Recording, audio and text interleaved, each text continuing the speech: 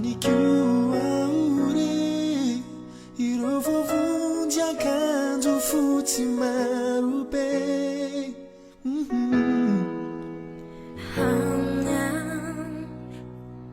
Isifahuriambe Naminugusi yaunam fifaliambe Ireo nares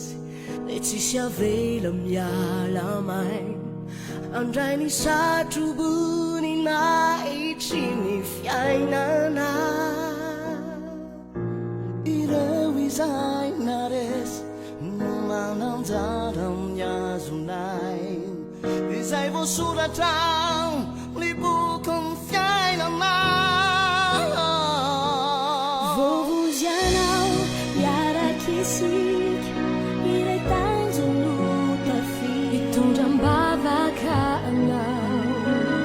ho anandanitra izao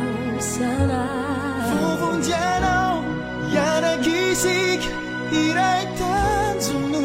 tafita mitondram-bavaka anao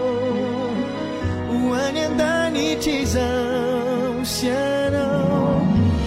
sikizao ratsamba